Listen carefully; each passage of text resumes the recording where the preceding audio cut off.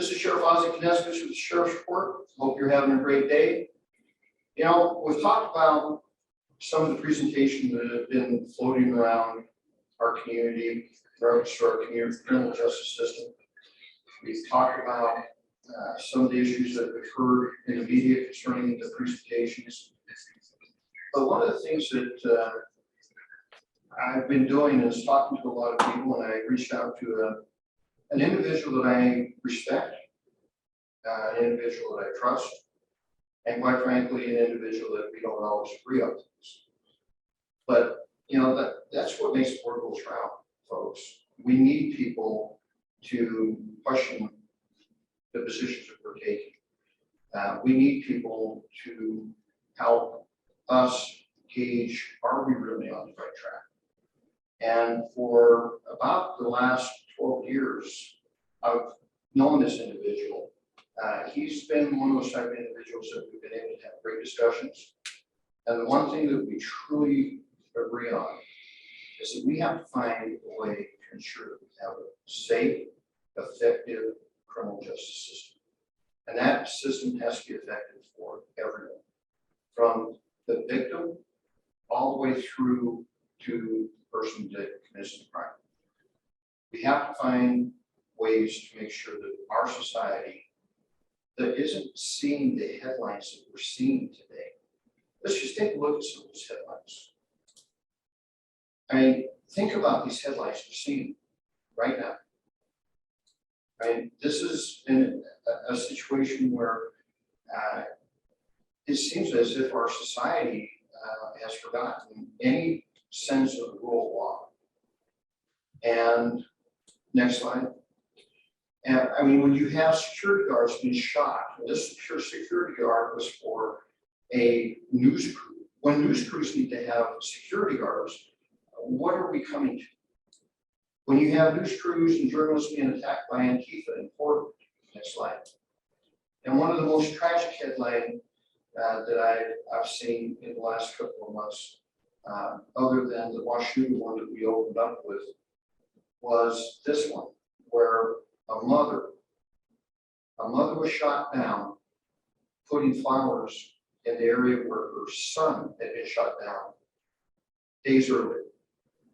What are we coming to? This is out of Chicago. Where have we made our mistakes? We have to find a better way, because this isn't working. The current path we are on isn't working. Next slide. And here locally, it seems like the reason that everybody wants to blame all these bad things happening on is racial inequities in the regional justice system. I don't know how to speak to that any further. You've heard my comments on that. Next slide. That was the title of a presentation done to our Rotary 21 here in the city of Spokane last month by Maggie Gates, our regional law justice administrator for the county and city. Next slide. Followed up by an article from Sean Vestal from Spokesman Review. And it was interesting to see some of these things. And Sean and I have had, you know, email conversations concerning this article since he wrote it. And I can't believe where Sean has taken this. Next slide. And you know, these are just some of the things that Sean put out. You know, when COVID hit, they started releasing people from jail, and in John's or in Sean's mind, nothing really happened. You know, and they really cherry-picked the crime they mentioned here, violent crime. They don't mention the property crimes that, quite frankly, lead to some violent crimes. In the next series that I talked to you about in the coming shows, I want to explain to you how property crimes can turn violent. Next. But if you take a look at the crime stats, 2 months after we started letting people out of jail, we were seeing triple-digit increases in crime. We started a property crimes task force in May of 20. We ran it for a month and a half. We were seeing people released from jail and we rearrest them within a week. One individual, I believe, was 16 times in 2 months we arrested him because we arrested him, put him in jail, they'd release. Arrest, put in jail, they'd release. And sometimes without bail. Sometimes these things were hard, knowing that this individual had been arrested 5 times in the last 3 weeks, and he was still getting it. Next. These are just some stats from the overall county, from the unincorporated areas, from the valley. Next slide. And in 20, we saw a 20% increase in crime in the unincorporated areas of Spokane County. Ladies and gentlemen, we have not seen that rate of increase in crime in the unincorporated areas of Spokane County since 2012. We've seen decreases in our property crimes since 2012, except for maybe 16. But 2016, I can't tell you what those numbers were because we switched to a new accounting system. Went from UCR to IRS. So I can't tell you what 16 truly was. But I can tell you that from 19 to 20, we had a 20% increase in crime after nearly a decade of bringing crime down. Next slide. And Maggie shows these graphics. Well, the thing is, folks, yes, we stopped arresting people also. And that's nothing new for the city and this Spokane and the city or the county of Spokane. Because since I came to work here, we have not arrested people that in normal jurisdictions we would have arrested. We just don't do it. Why? The jail system has always been a problem. So when you book less people, yeah, you're going to release less people. Next. Then we bring in race and ethnicity to the question. Next. And then we make statements that, well, we can release all these people and look, violent crimes didn't go up. Well, the numbers that you released and the numbers you books went down. So you're not going to have people reoffending at the same number, but the percentages didn't change. That's the telling part. And again, they chose violent crime to talk about, not property crimes. Next. And one of the things that did go up was our average daily length of stay.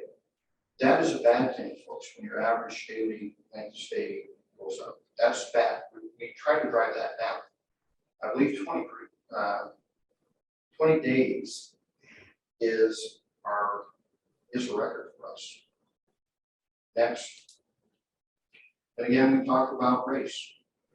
The problem is all the data that's been presented to you right now, nobody gave you the facts behind it. Nobody gave you the why behind those numbers. Next. Then, they make the statement again that because of these numbers, there must be something systemic at work racial. You can't get there from those numbers. Next. And then Sean Vestal makes a statement that I and the prosecutor and the commissioners of Spokane County are jail first, jail not justice. I don't know where Sean gets that. That he says he claims he's watched this for the last 20 years. I don't know where he watched it because he could have been in this community. Because that has never been the philosophy. Not once. The philosophy is not jail only and jail first. And with me today is an individual that worked with us for a long time. David Bennett came to work for the county of Spokane to help us retool our criminal justice system in 2008. Actually, I think we started having a conversation in 2007. And we worked very well together. And David, your way I've always introduced you in the past is one of the leading minds in jail and criminal justice theory and the work that you do in helping communities find better ways to manage and work the criminal justice system. So, ladies and gentlemen, I have David Bennett with us today. David, it's good to see you. And nice to see you, Sheriff. And we've had a lot of discussions over the years, and the one thing that I always talk to you about is, the fact that we can't rush our way out of these problems. And I can tell you, we do a great job. We arrest people and we can put people in jail very effectively. But there has to be a better way of ensuring that once somebody's been arrested, that they don't end up back in jail. That we have a way to have an impact in their life, that we stop that particular system with that revolving door. And that's one of the things that you always have agreed with and worked towards.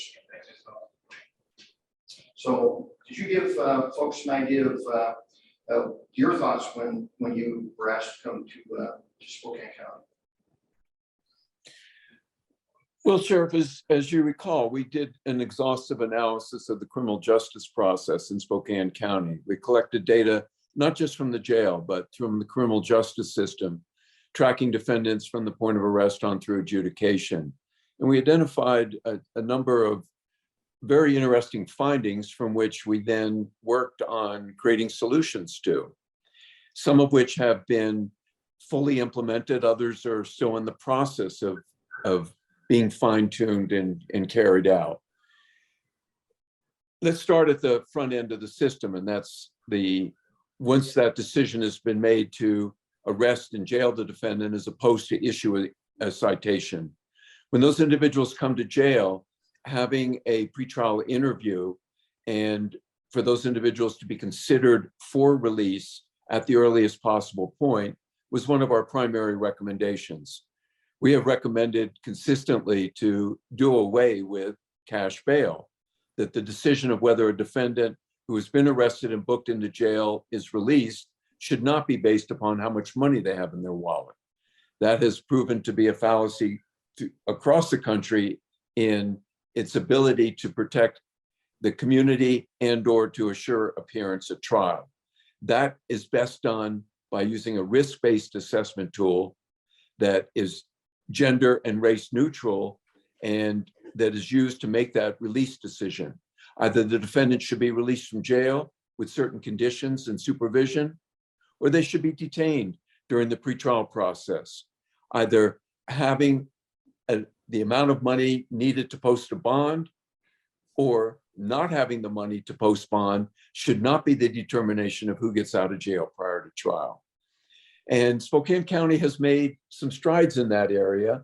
And it's very interesting that the pandemic presented us with the ability to do additional analysis of how this system was working, because we were forced, not just in Spokane County, but throughout the country, to release people from jail because of COVID and to go beyond the normal release schemes that were traditionally put in place. And so a large number of individuals were released. As the data shows, the jail population dropped precipitously and the system went on. Now, we need to go back in and examine that data and see what it tells us. This wasn't just in Spokane County. Throughout the United States, jail populations dropped by about 25%. That drop is not held. Those numbers are rising again, and we're pretty close to where we were before. What we need to do is we need to go back in and take a look at who it was that was released that hadn't been released before, whether or not they made their court appearances without committing new pretrial crime. Yes, we're most concerned about the violent crime that's committed in the community, but we cannot ignore the existence of other crime as well. And so an exhaustive analysis needs to occur of the people who during COVID were released from jail who wouldn't have otherwise been versus those who were not released. What do we know about those individuals? Age, sex, gender. What do we know about those individuals, their attorney type, what they were charged with, and how the process through the criminal justice system went? We do know that when we detain individuals prior to trial, that they're more likely to lose their employment, if they had housing, to lose their housing. If they stay in jail during the pretrial process, they're more likely to receive a longer sentence and a longer jail sentence than if they'd been released. That we know for sure, but we need to get in and look at the demographics. We need to understand how those decisions were made and what was the outcome of that decision-making. You know, David, I put some of your prior work together for the show. And if you don't mind, I'll put those up for you. Maybe you can walk through some of the things that you talked about when you first came here. And actually, this presentation that you gave was basically about a year before you left working with Spokane County. So if we can bring that slide up. This is a presentation that you gave in March of 2011. And why don't you talk about the study question, what you were kind of thinking about, because I think this is really, really important. It speaks to the heart of what you just said. You know, what is the probability of reoffending, which is the risk of the individual? And what are the needs? What are the crimogenic factors driving the criminality are the reasons that they're offending? Is it drug and alcohol abuse? Is it mental health issues? Is it employment? Is it education? What are those crimogenic factors that are pushing the crime? Or is it generational crime? Because we have in Spokane County families that we know by name that have for generations been offenders. So talk about some of those things, and just let Sam know when you want to move the slide. Well, as the slides I believe you're going to show from here show that the individuals who are held in the Spokane County Jail, that they are high-risk individuals for the most part. They do have the criminogenic factors do show that there are needs that need to be addressed. Now, we know that we cannot either arrest or lock our way out of this problem. Recent data shows that of the individuals booked into the Spokane County Jail, 59% previously were known by the behavioral health organizations within the county. These are individuals that have mental health, alcohol, and drug problems even before they come into the jail on the instant offense. This is what we're dealing with. And simply locking these individuals up, whether it's pretrial because they don't qualify to be released prior to trial, or whether it's post-trial as a result of having been convicted of a crime, doesn't take care of the problem. We need always to have that one empty jail bed. The one empty jail bed for the arresting officer that issuing a citation in the field isn't going to take care of the problem. The one empty jail bed for the sentencing judge who has tried the programs, who has worked with the offender, and a jail sentence is needed. But it can't stop there. And this is what I've been most impressed with Spokane County, is their willingness to take a look at implementing, we're not there yet, but implementing and expanding the pretrial services program, its ability to screen and assess and make recommendations of individuals to the court, monitor, track, and supervise them when released.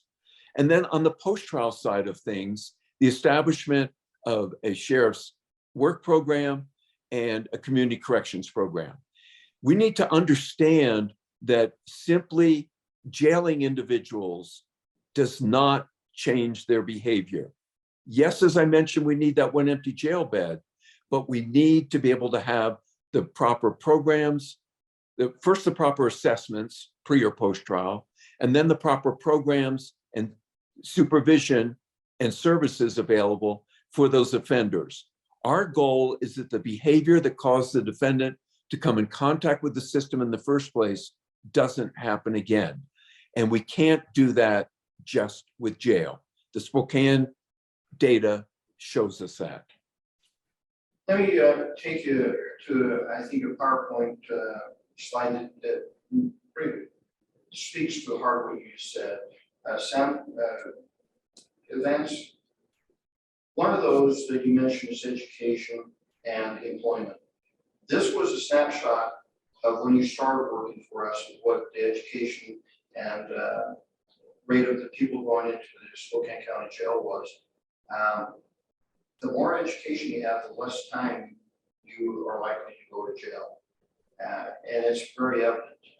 High school GED is the biggest bulk of those who went to jail. Those without any education was another big sector of folks who went to jail. Next, and employment. If you have a job, your likelihood of going to jail decreases immensely. These are some of the crime genetic factors that you and I spoke about. You mentioned our work crews and things like that. Next slide. And if I could just interject there for a moment, Sheriff. These slides demonstrate, okay, so we look at this, they're not any surprise. We know that. We know that the individuals that come to jail are either unemployed or underemployed. We know that the education levels are definitely lacking. What do we do about it? So what we do about it are programs such as you've implemented or in the process of implementing and expanding, so that we provide, we kind of reimagine the criminal justice system. We reimagine how we're going to go ahead and address these problems. We can't expect everybody to go out and receive a college education and automatically get a job, but we can start case by case working with these individuals. That's where the Sheriff's Work Program can teach individuals skills, teach them the ability and the importance of coming to work every day, the structure of a job and how that works. When we get into the Community Correction Center, that's where we really start one-on-one programming with the individual so that we can start to change that behavior. What is it? What is in their background? What is it that interests them, that would excite them about getting up each morning and going to work? What level of training or education is necessary in order to achieve that?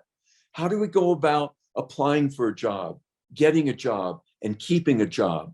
And we can work on those issues through programs like the Community Correction Center, where we have both counselors and mentors working with individuals in order to bring about change.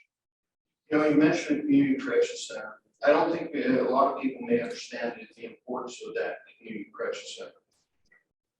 When we were talking about the system, and this has never been about building a new jail. This has been about building a better system. The jail is an intricate part of that system, but I've always framed it this way. The Community Correction Center was the linchpin to the entire program. Because if you didn't have a properly functioning Community Correction Center, which had programs designed to do all the things you just mentioned, you need to build bigger jails because all you want to do is warehouse people. You will not solve the problem. You will continually have that never-ending cycle. The Community Correction Center was always the linchpin for this entire process. The system, the criminal justice system, can't work if the jail and the programming side of things are lacking or are, in my opinion, broken. And that's what is really the problem in Spokane County is our system's broken. We've tried stopgap measures. We tried to do certain things that you brought in, but we retreated from it when it became a little bit too tough. But we need to understand that Community Correction Center something that was almost eliminated, David. They almost took that out of the entire process about 3 years ago, and I had to fight really hard to make people understand that that community correction center is the most vital aspect of fixing these problems. Without it, we have the revolving door. We will continually arrest and rearrest people. Let me take you to another slide. Go ahead, Sam. Go ahead. Right here. When you did the study in Spokane, I'll never forget this presentation because you made the comment that the first time you and your partner ran that data, you said it can't be. And you actually reran that data 3 times, I believe it was. And that's what came out of it. A lot of people at that time were saying that all we were arresting is low-level misdemeanors. That's what was being housed in Spokane County Jail. Your study was very in-depth, and it came out with a little bit different story behind the prison side of Spokane County Jail. Would you like to talk a little bit about that one? The data really speaks for itself, and you properly characterize what the data is showing us is that even individuals who are arrested for nonviolent property offenses are more high-risk individuals than not. The percentages you can see accordingly, understanding that the jail population is very fluid and changes, and that this data is 10 years old now. But I suspect if we went back in, we would see similar trends, probably even a little bit more high risk as you start to reduce the jail population by releasing the low and moderate offenders at even a greater rate than previous. And so what you've said is exactly right. Building and operating a jail is the easy part of this. It's expensive and it doesn't work, but it's easy. We can build jail beds, we can arrest and hold individuals while they're going through trial. We can convict them and have them serve jail sentences. And if it worked, they would be dollars well spent. Let's do it. It doesn't work. We need to look at a different way of doing business. Now, that doesn't mean we just open up the jailhouse door and go have a nice day. We need to develop the programs, both residential and non-residential. We need to provide the services and the supervision to deal with these offenders in a different kind of way, not just jailing them pre-trial, not just having them serve a sentence in the county jail. We need to work with these individuals. The Community Correction Center is really the linchpin of changing behavior so that we can have individuals who have been convicted, who are not able to function in the community at the present time, who need to have the additional structure and supervision, and that we have the facility with the programs in order to address their underlying issues and needs so that they don't reoffend. Are we going to be perfect in our attempts to do this? Of course not. These are difficult individuals. The problems are entrenched for a long term, but these are the type of efforts where our funding and our programming needs to go in order to bring about long-term change. Sam, if you wouldn't mind advancing the slides a little bit more, that's just more data as far as we split the jail and Geiger. Go on. Right here, this is another graphic that I think speaks volumes. Now, the lower risk, the individual, the person's first-time offender, that we can address them with not as much wraparound as that high-risk offender is going to be. That high-risk offender, it speaks to what I call the golden three. We need to find out what are the crimogenic factors that are driving that behavior. Is it the education level? Is it the job skills? Is it the housing? How we deal with this? And you mentioned cognitive. Cognitive is also, you know, when I ran the jail, we had parenting classes. We had job skill classes. We had all kinds of things to try to, anger management classes. All the things that we try to do to affect somebody's ability to change. Can you speak to that graph just a little bit? And so what we're seeing here is the importance of that early assessment. We want to prioritize our services accordingly. The low-risk offenders, simply some cognitive interventions are appropriate and necessary. When we get to the moderate risk, we need to add in a supervision component that just simply providing the cognitive therapy isn't going to be enough. Yes. And then when we get to the high-risk offender, as you've mentioned, that's exactly the population that we need to have the appropriate programming, supervision, and services available for. Sam, could you advance the slide? You know, these are some of the summary of your findings, you know, a decade ago for us. And, you know, we're still struggling in many of these areas. And we will continue to struggle with these as long as we don't take these deep dives, the type of deep dives you did into the data. And more importantly, David, you're aware of the blueprint for reform that was created for Spokane County. Yes. And I've always said that the blueprint for reform wasn't working, was printed with because no one ever provided the money, the dollars, the investment into making that blueprint work. Without that proper investment into all the things we just discussed in this program, we're spinning our wheels, and that investment needs to also take place in creating the programming. Sam, if you wouldn't mind moving that forward a little bit more. You know, we talk about smart justice.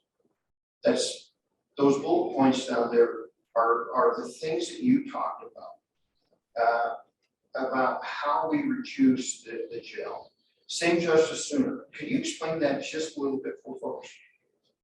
Exactly. We all heard for years about the criminal justice system and how long it takes to process a case. What we need to do, and what we've recommended and had some success with, it's not been fully implemented or carried through, is my understanding, but we need to adopt this concept of same justice sooner. Not everybody, in fact, not very many people arrested and coming to the jail on serious felony offenses end up going to trial.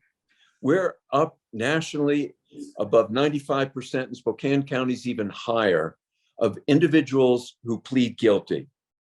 Now, when do they plead guilty? That's the question.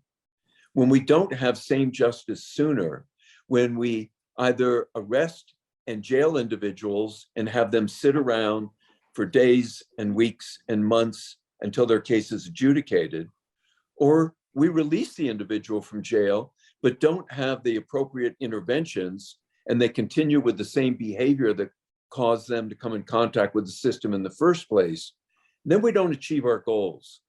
We want to be able to go ahead and prioritize those cases that are relatively easy to resolve, guaranteeing defendants their rights, guaranteeing any defendant who wants to take their case to trial the opportunity to do that.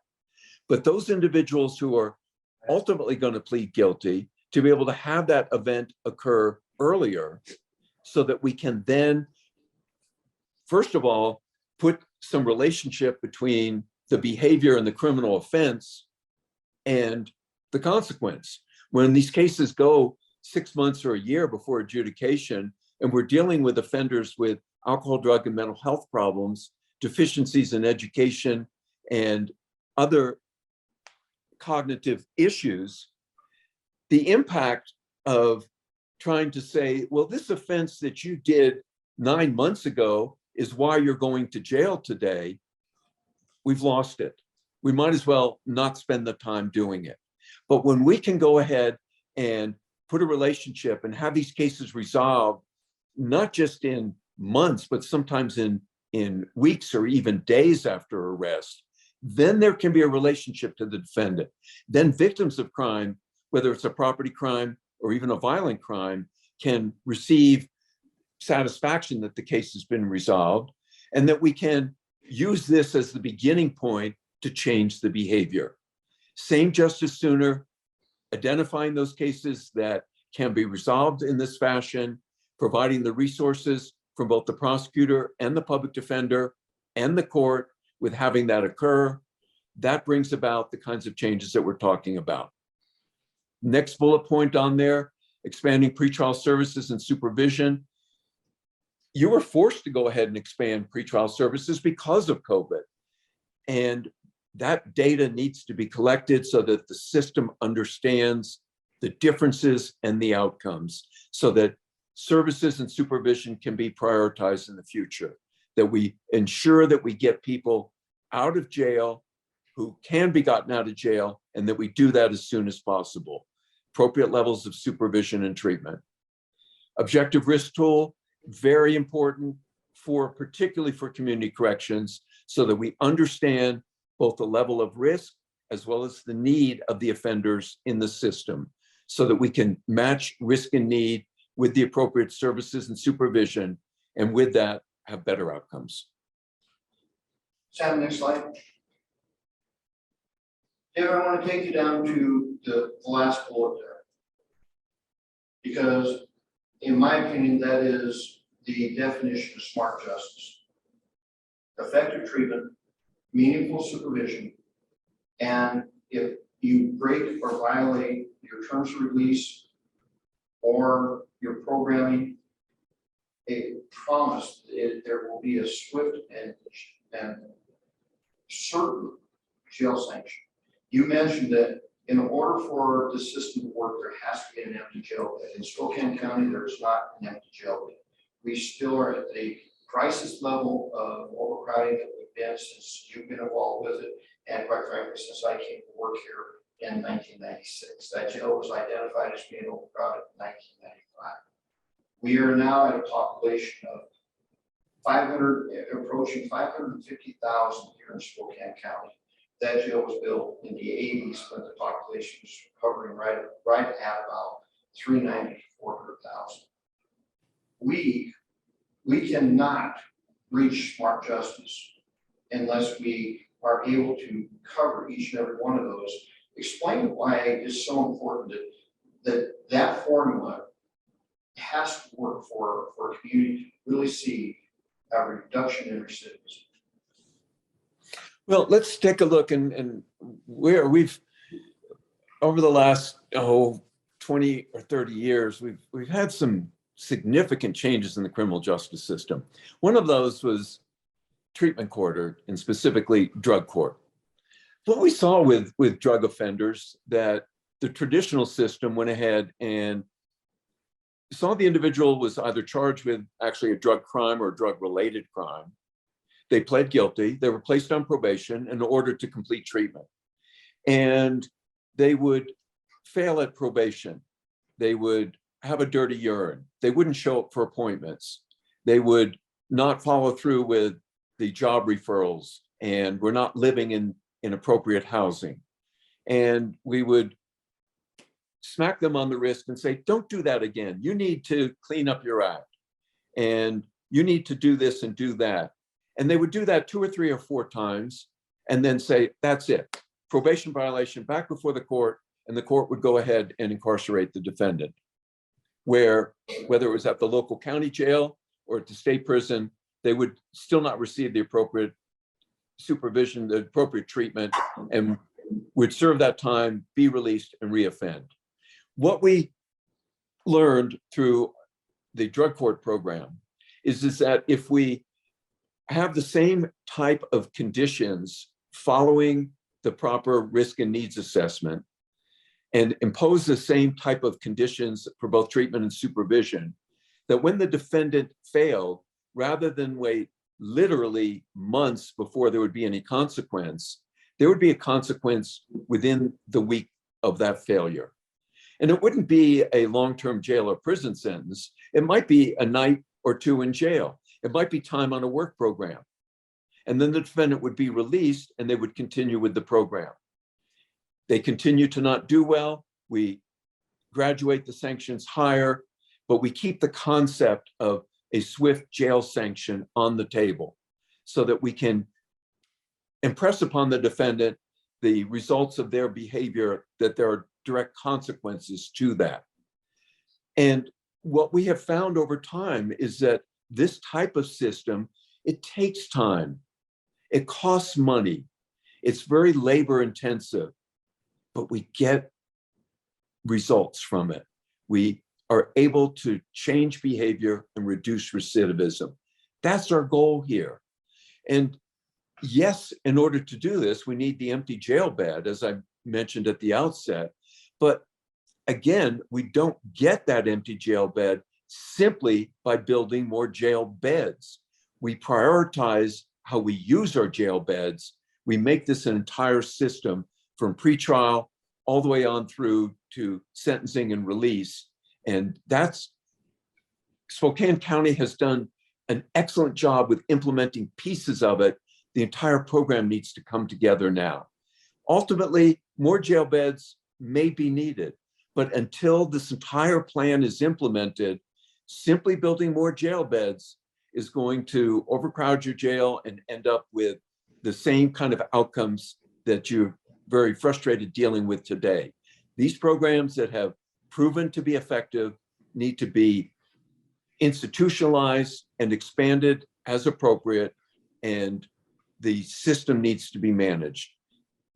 The majority of offenders in jail are pretrial felons awaiting adjudication, making good assessments, good release decisions backed up by monitoring, tracking, and supervision, followed by a walk through the criminal justice system in an efficient, effective manner, same justice sooner, so that we get the cases resolved as soon as possible, get the individuals in the appropriate level of supervision and services, and through the implementation of that plan is where we truly achieve a managed criminal justice system. And hence the importance of the linchpin of the community correction center and the programming. Absolutely. Without that, you're building more jail beds. You have to, because you're warehousing at that point. And we need to make sure that, as you stated, when we look at the solution of this, we need to make sure that we're weighing, do we have the proper system in place? Do we have all the pieces in place? And we don't. The bottom line is we have an overcrowded system. Our population base has grown. There are going to be a need for more beds. That's just the simple reality. But the number of beds we have to build will be determined solely by our effectiveness on the criminal justice system rebuild and that community correction system center being built and programming being installed. Failure to do that, we need to build many more beds. Do this properly, we have to build a fewer set of beds. And that's been the thing that people just don't want to realize. And, you know, Sean Vessel's comment, jail only, jail first. David, I don't know where he gets that because that's never been the philosophy, and I don't understand how that mentality got there other than politics, because there are certain individuals in our community that are no new jail, period. Nobody should go to jail, period. And they have painted those of us that are trying to fix the system as jail first, jail only. And I don't, I can state that my work in Spokane County shows that the elected officials were open, and the fact that this project had the successes that it did, that Spokane County's elected officials are open to looking at a new way of doing business. And at the end of the day, that's what's most important here. Sam, if you could hit the slides real quick, because if you take a look at it, David, these are some of the programs that we developed: community service, no direct supervision, charity work, work release, work group, go on, Sam. The sheriff's labor program. Sheriff, let's stop and talk about this concept for a moment. So we convict offenders of crimes, either they plead guilty or are found guilty, and then we have them serve a jail sentence. Well, many of these individuals, particularly those that have been convicted of minor offenses or serving short periods of time, and then they're going to be released from jail. Why are we taking up a jail bed for them? Why are we punishing the community by having to build and operate a jail bed for this offender? Let's put them to work. Exactly. And we're not talking about the chain gang kind of work. We're talking about having the individual assigned into the community and living at home, reporting in each day, and going out to work, completing needed public works projects in the community. Whether it's working at the animal shelter, whether it's picking up trash along the highway, but being involved in meaningful work that will help them, teach them about the importance of work, of how to get up in the morning and go to work, how to keep a job, and giving them some self-pride. There have been instances through this program that individuals have actually maintained gainful employment based upon their assignment on the sheriff's work program. It's a new paradigm, a new way of looking at things. And along the way, we use fewer jail beds. Exactly, and we started an apprenticeship program where offenders can go spend time in an apprenticeship program, graduate from that program and get jobs, automatic jobs in the building trades. We have all these opportunities, David, but we haven't put the puzzle together. It's just like the mental health aspect. The Spokane County Jail was, and I believe still is, the only jail in the state of Washington that is certified to deal with mental health issues. We did that to break the revolving door of the mental health cycle. And, we arrest somebody, they have mental health issues. We don't, well, when this jail was functioning properly, we didn't just release them back into the community. We released them into a safety net. We worked with Frontier Behavioral, with all our partners in the community, trying to get them placed into safety nets. We did just drop them into the community, but sadly, the jail is no longer working that way. And we're seeing people with severe mental health get released. And David, some of them are killing people when they get released. Those are the faces that I would like the community to understand that there is a deadly consequence to this. We have about 30 seconds left. Dave, feel free to wrap it up.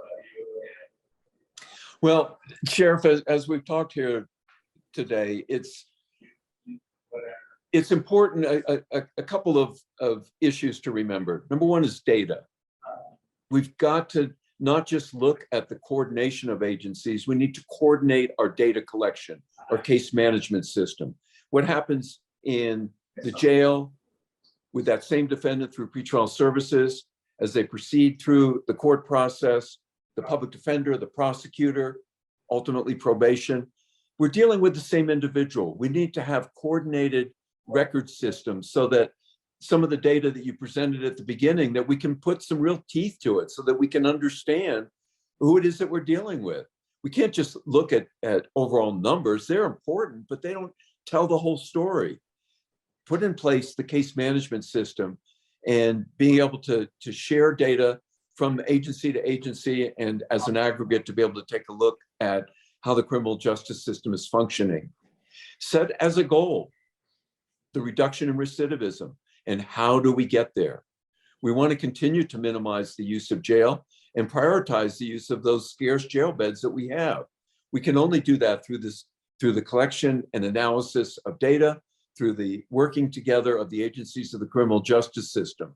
Spokane County has demonstrated the ability to do that. There have been a number of different efforts in that regard. It just needs to be institutionalized and it needs to be expanded. We need to look at the detail behind the initial data. We need to make sure that we've got the proper programs in place and that they're properly funded and that they're properly functioning. And having that overall coordination of those agencies is absolutely critical. The community corrections program, I can't say enough about the importance of it.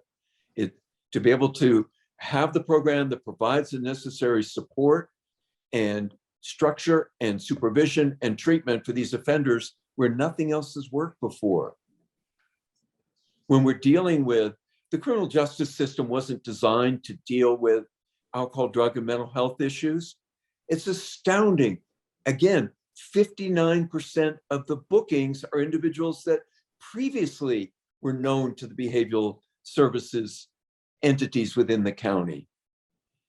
We're not dealing, yes, these individuals are arrested and come to jail because they've been charged with a crime, but we're dealing with individuals with underlying problems. And unless we address those problems, unless we provide the structure to bring about change, the example you cited of 16 rearrests, that's going to keep occurring. We need to have the appropriate interventions at the appropriate time with the appropriate levels of both supervision and treatment.